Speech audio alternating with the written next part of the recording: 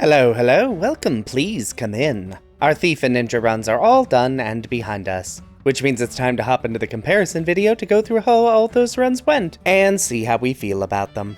Thief, and by extension Ninja, are a class that have been present pretty consistently throughout Final Fantasy's history. Even in games without class systems, Thief Ninja are nearly always present, from Edge in FF4 to Amarant and Zidane in FF9, and they really always fit an almost supporting role, lacking the damage or defense of more dedicated characters, usually, but providing a healthy supply of stealable items, again, usually, and with a fast speed stat. But enough preamble, let's start comparing, and that starts with difficulty. And that starts with Final Fantasy I, as it's so often the case. It is a bit difficult to place the game on the difficulty comparison, mostly because the game kind of exists in two parts. Part 1, the early stages of the game where the party is thieves, was fairly challenging in some places. Okay, it was mostly just the Lich fight. Seriously, not having haste to counteract slow for that fight was a nightmare for actually getting through it. But once that fight was finally slogged through, I could get access to the Ice Cavern to grab the Levistone and the airship. And while the Citadel of Trials wasn't especially easy for thieves, it also wasn't that difficult. And once the party gets upgraded to ninjas, everything changes. Better stats, better equipment, and access to the only two spells that are ever relevant, Haste and Temper. I really wish magic was more balanced in this game. So many spells, and the vast majority just don't matter because it's either 6 different flavors of instant death, or deals so little damage it can't possibly be relevant. But I digress. By the end of the game, Ninja was just doing better than any other class I've done so far in this game, mostly thanks to better combat stats than the Black Wizard or Red Wizard, but with access to the spells that matter. The only class that kind of performed better, i.e. finished the game at a lower level, was White Wizard, and that was just because they could out-heal most of the fights and make liberal use of tonics to boost their stats, which worked, but was also tedious. True to my expectations, Ninja stormed through the latter half of the game. I mean, you can tell when the video wasn't even 15 minutes long that the run was both very fast, and there really wasn't that much to talk about. Oh, I haven't actually said the ranking yet, have I? You know what, I think I'm gonna place this in last place on the difficulty ranking. There were points where it was challenging, but that really came down to, 2 fights, Lich and Chaos? I really don't think there was anything else that proved difficult, and it was also simply easy. The strategy to win the game wasn't complex or difficult to access, it was just cast the spells, do the bonks, win. And that brings me to Final Fantasy III, a game I really enjoy the first 90% of and hate the last 10%. And Thief is a class I have never really used in this game. There are some decent steals hiding around, but basically all the good ones require you to get your Thief level to be comically high to actually have a chance of stealing them. So this was really the first time I got to experiment with the class. And much like Scholar before it, the Thief did not disappoint. I was really unsure about how Thieves would be able to handle the bosses in this game, and they mostly did fine. Thieves have kind of surprising stats in this game. Though it was a bit of a struggle right at the beginning, but that was mostly because apparently there aren't any daggers on the floating continent. Why did they do this? But once I got to the world proper and could buy weapons, which were throwing weapons too, Thieves really started to shine. I was genuinely shocked by how effective Thieves were with just basic attacks. Maybe that's just because I'm used to red mages who got no decent weapons, scholars who only had books, and black mages who should never be attacking at all, but it was a pleasant surprise to find this so breezy. And I even got to use steel effectively to strategize around some fights. The Arctic Winds I stole around Saronia were essential to taking down Garuda without comically overleveling, and the game was really pretty simple and not too bad. Other than Garuda, who required steals, and Dogo and Une, who I needed to level up a bit for, I can't really think of a fight Thief really struggled with. But then of course came the endgame.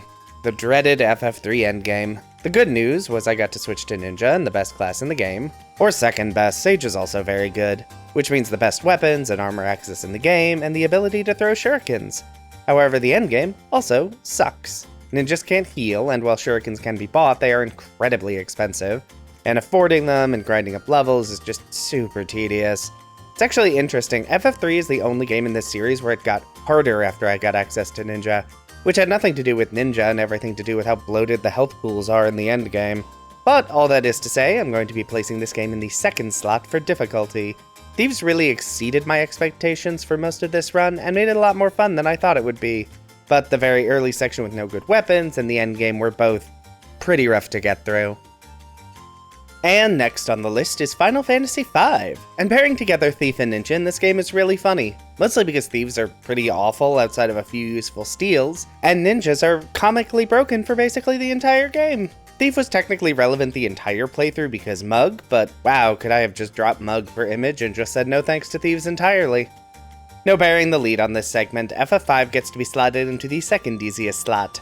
I still think this run is a bit more difficult than FF1, mostly because while FF1's strategy to win is always the same, FF5 at least makes you switch it up a bit, even if all that really means is deciding which throwable you should use at any given point. Seriously, why did they make throwables so strong? There was also the early section. Thieves are pretty awful in this game, even right at the start, and that does make the early fights pretty difficult, but as soon as you get ninja access, the game switches.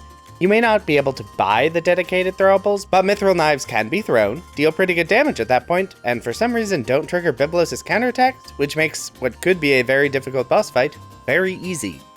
And then you get throwables. Scrolls to deal elemental damage to the entire enemy party in 3 different flavors, shurikens to deal really high damage to a single target.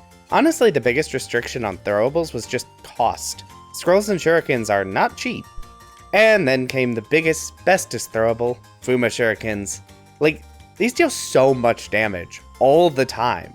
And they are fairly limited, just a handful in chests, or you have to pay an exorbitant price for each one, but who cares? Turning money directly into stupidly high damage is great.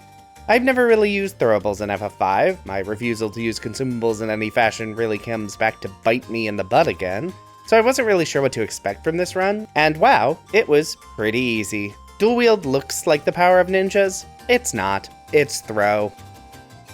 Next up is 10-2, and I had high hopes for this run. Thieves are fast, hit twice with every attack, and surely can deal better damage than the alchemists that were my last run through this game. And yeah, they pretty much fell flat the entire game. Thieves are not very good here. The truth is that their physical stats aren't actually that much better than alchemists, but they have none of the survivability. So fights needed to be quicker or I would just die, but my damage wasn't actually any better. This wasn't too bad when potions and high potions were healing enough to be useful, but by the end of the game, single target, bad healing was just not cutting it. Thieves do get to steal items, right from the beginning of the game, but bluntly, a lot of the stuff you can steal is just garbage.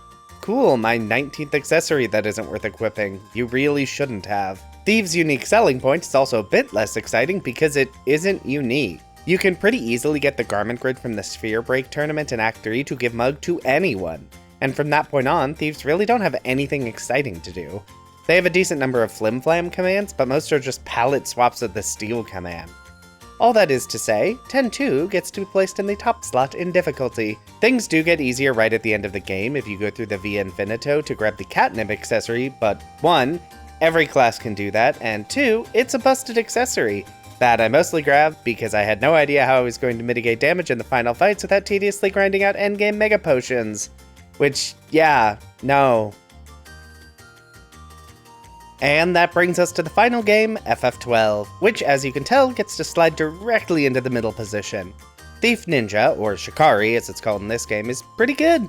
Daggers deal less damage than many other weapons, but they are faster, so that mostly makes up for it. They don't have any real spells for offensive, healing, or support, but they do get a lot of item lores. They actually are tied with Machinist for that. This means spending a lot of gil on consumables across the course of the run, which is pretty consistent with Thieves overall. There's really just nothing here to distinguish the difficulty of FF12 versus the other games. It's not super easy like FF1 with its temper, haste, win strategy, or FF5's throw everything until everything is dead. But it's also not super hard like FF3's endgame or 10-2 having nothing to support Thieves for most of the game. It feels like a pretty standard run and doesn't actually feel too distinct from other FF12 runs with no healing magic. Come to think of it, I'm trying to think of any boss fights that stand out as being particularly difficult. Gabranth and Undying both ended up being pretty easy thanks to healing and Guild Toss. Akreman was easy too because I could cure Doom. Tomato Family decided not to use any status effects for some reason. Yeah, now I'm just running through the normal problem children in the run. To be clear, I'm not saying the fights were super easy, more that none of them really met their high points in sufficient difficulty in this run. Interesting. Anyway, that gets us to the recommendation section, and we start with FF1. How likely am I to recommend this run to a random person? Well, FF1 gets to be placed directly into the middle slot on this list. It is a solidly mid option. Not that it's bad, it definitely isn't. And it's definitely not because it's particularly difficult, because it also definitely isn't. The real issue with the run is that it's a bit one-note. The combat system in FF1 is incredibly basic by more modern Final Fantasy standards, and a lot of the systems that do exist are not particularly interesting. The biggest interaction is really just what spells and what equipment you get access to, and neither half of the game is especially interesting. Thieves don't get enough to do, their equipment pool is pretty limited, which is a shame, they can't steal, and to clear up some confusion, they do not have access to steal in any version of the game that I fully misremembered in the video. Instead, they really have to rely on their okay stats and purchased consumables to really do anything, which basically just means spamming attacks every round and doing nothing else. And then you get the class upgrade into Ninja, and it changes to buff one character repeatedly, and then spam attack. It is technically more interesting in that your characters are now doing different things, however it still isn't that super interesting, and that's really why it gets to be placed a bit low on the recommendation list. I'm not actually sure it was that interesting to do. The video wasn't even 15 minutes, and that's because there really wasn't that much to talk about.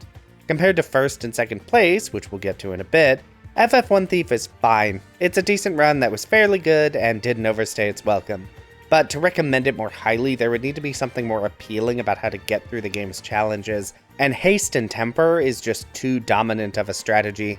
Oh well, third isn't bad. It could be worse. Speaking of worse, it's Final Fantasy III, because yeah, this game will be going in 4th place. Though honestly not by as much as I had expected. As I mentioned in the difficulty section, thieves are a class that I've never really used in this game. They are really necessary in a casual run. This is the first Final Fantasy with a steal mechanic, and it shows in how underbaked it feels. The vast majority of enemies just have basic potions, and even enemies that do have interesting items make it really difficult to steal them. Now, this is mostly the Pixel Remaster version. The original didn't have job levels, so I actually don't know exactly how stealing worked in the original version. From doing some Googling, they just had all their items with decreasing chance the steal would actually work to grab that item, which actually feels probably better, so you can potentially steal useful items before job level 70, but that's kind of speculation. On the plus side, thieves are still pretty good even without the steal command. I was genuinely surprised by how effective thieves were in combat. They get nice melee weapons, thrown weapons for range damage so they can hang out in the back row, and once I did finally reach the point where I had useful stealables, they were kind of useful. I mean, very useful for one fight, and then not super relevant, but you take the victories where you can get them in FF3, and I will choose to count that as a victory. But then we get to the downsides. First up is the problem that always comes up in FF3 runs. Square really spread the job access out in this game, which makes sense for how they are designed to be stronger as you progress further in the game, but it does mean if the job isn't in the first batch, you don't get it for a while, and if it's not in the second crystal, it's just not gonna be in a solo class video. It just can't. I'd have to cut out too much of the game. If you found a way to mod in the Thief earlier, that could be fun. Thieves can get weapons immediately, unlike Scholar, and there isn't anything too impossible. But to my knowledge, there is no modding that currently allows this, though I'd be happy to be wrong. And then of course the endgame. I complain about the endgame of FF3 a lot, because it's bad.